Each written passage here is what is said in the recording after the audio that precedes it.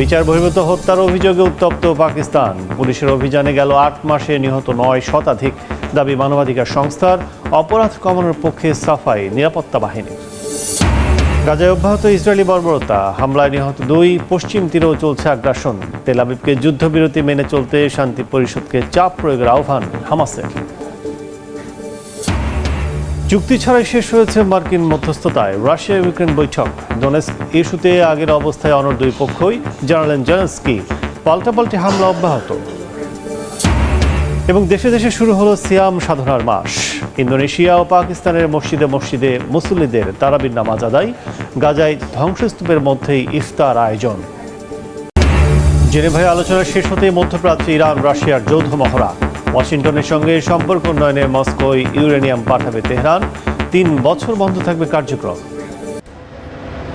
পারমাণবিক ইস্যু নিয়ে যুক্তরাষ্ট্র ইসরায়েলের বিরুদ্ধে দ্বন্দ্বে মিত্র রাশিয়াকে বরাবরই পাশে পেয়েছে ইরান। এবার মার্কিন প্রশাসনের সঙ্গে সমঝোতায় আসতে আবারও মিত্র মস্কোকে বেছে নিয়েছে তেহরান। মার্কিন গণমাধ্যম ওয়াল স্ট্রিট জার্নালের তথ্যমতে তেহরান ওয়াশিংটন পরোক্ষ আলোচনার পর ইরান ৩ বছরের জন্য ইউরেনিয়াম সমৃদ্ধকরণ স্থগিত রাখার সিদ্ধান্ত নিয়েছে। একই সঙ্গে নিজেদের সমৃদ্ধ ইউরেনিয়াম রাশিয়ায় পাঠানোর সিদ্ধান্ত নিয়েছে দেশটি। বিপরীতে যুক্তরাষ্ট্রের সামনে বড় ধরনের বাণিজ্য চুক্তির শর্ত রেখেছে খামেনি প্রশাসন।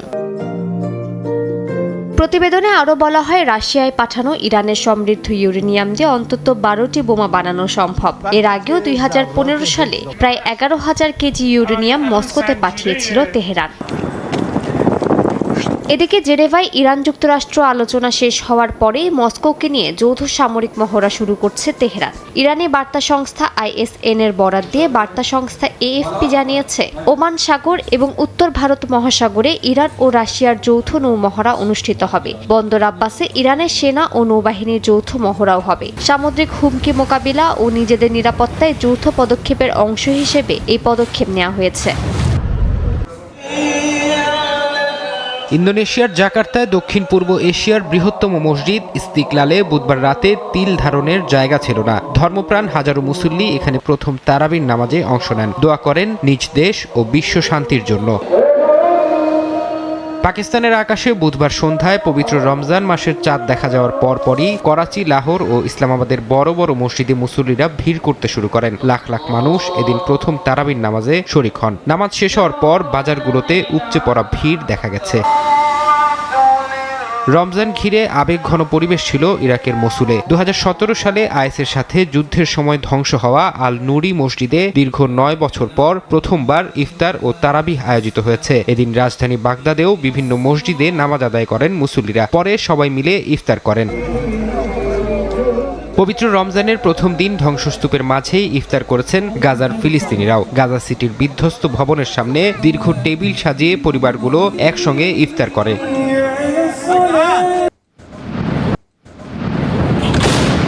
ইউক্রেনের ডোনেৎস্কে বুধবার ব্যাপক হামলা চালায় রুশ সেনারা। তাদের ড্রোন হামলায় স্থানীয় একটি তাপবিদ্যুৎ কেন্দ্রের কয়েকজন কর্মী নিহত হওয়ার খবর পাওয়া গেছে। জাপোরিঝিয়া অঞ্চলে আরেক আক্রমণে নারী ও শিশুসহ কয়েকজন আহত হয়েছেন। এছাড়া এসব হামলায় বেসামরিক স্থাপনায় ক্ষয়ক্ষতির দাবি করেছেন স্থানীয় গভর্নর।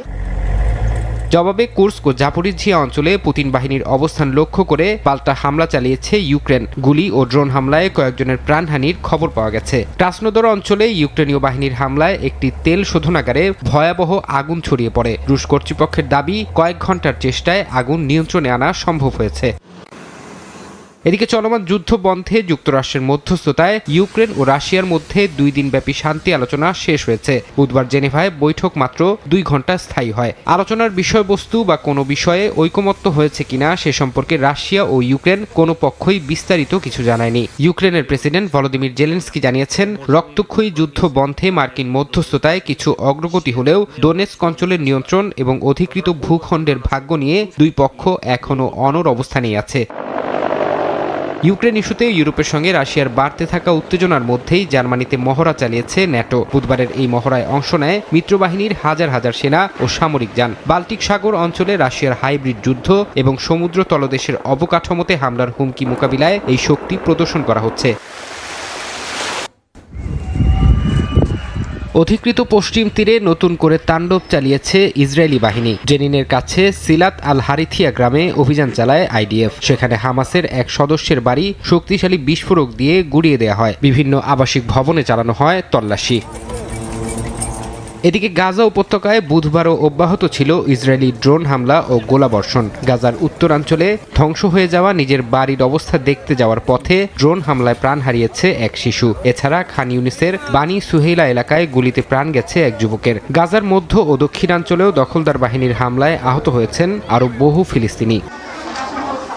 ইসরায়েলি হামলার চেয়েও ভয়াবহ হয়ে দাঁড়িয়েছে গাজার বর্তমান চিকিৎসা ব্যবস্থা। উপত্যকার 18,500 মুমূর্ষ রোগী জরুরি ভিত্তিতে বিদেশে উন্নত চিকিৎসা নেয়ার অপেক্ষায় থাকলেও গত আড়াই সপ্তাহে রাফা ক্রসিং দিয়ে মাত্র 260 জনকে বের হওয়ার অনুমতি দিয়েছে ইসরায়েল। এদিকে ট্রাম্পের উদ্যোগে গঠিত বোর্ড অব পিসের প্রথম সম্মেলনকে ঘিরে সরব হয়েছে হামাস। সংগঠনটির মুখপাত্র হাজেম কাশেম এক বিবৃতিতে বোর্ডের প্রতি আহ্বান জানিয়ে বলেছেন, তারা যেন অবিলম্বে ইসরায়েলকে যুদ্ধবিরতি লঙ্ঘন বন্ধ করতে বাধ্য করে।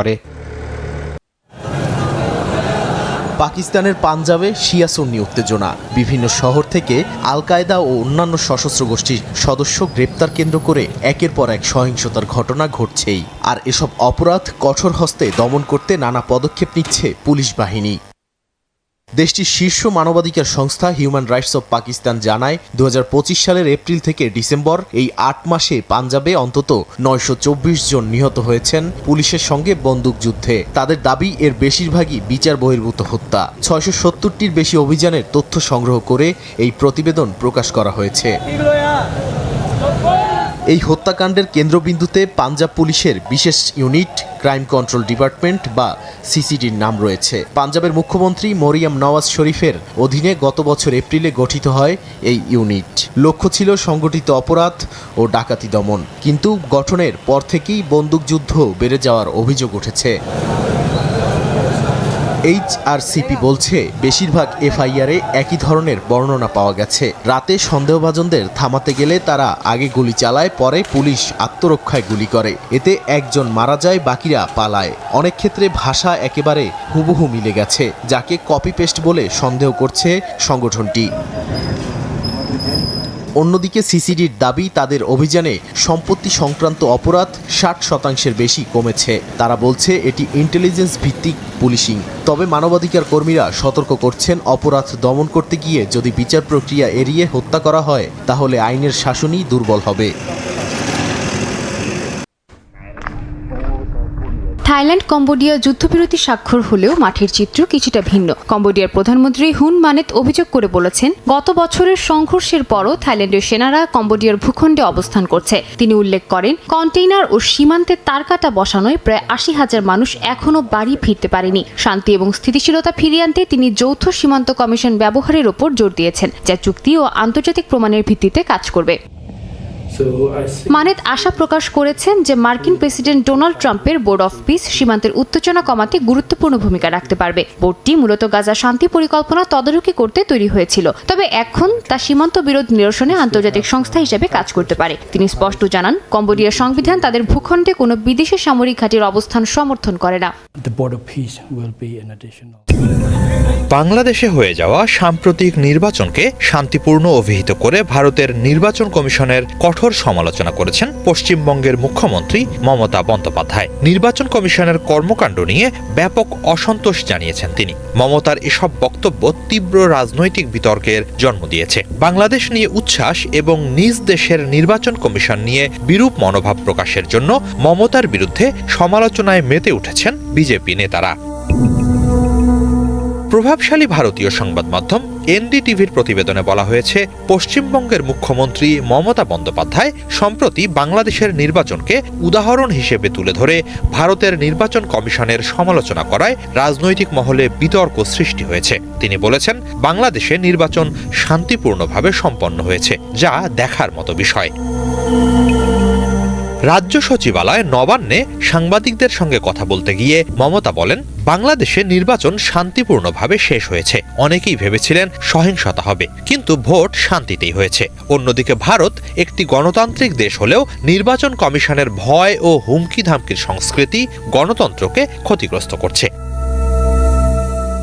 সম্প্রতি ভোটার তালিকা সংশোধন SIR ইস্যুতে রাজ্যের নির্বাচন সংশ্লিষ্ট 7 কর্মকর্তাকে হয়রানি ও দায়িত্বে অব্যাহতি দেওয়ার প্রসঙ্গ টেনে নির্বাচন কমিশনের বিরুদ্ধে কামান দাগেন মমতা। ওই সিদ্ধান্তের প্রতিবাদ জানিয়ে তিনি বলেন, ওই কর্মকর্তাদের চাকুরিচ্যুত করা হবে না, নির্বাচনী দায়িত্ব বাদে অন্য প্রশাসনিক কাজ করবেন তারা।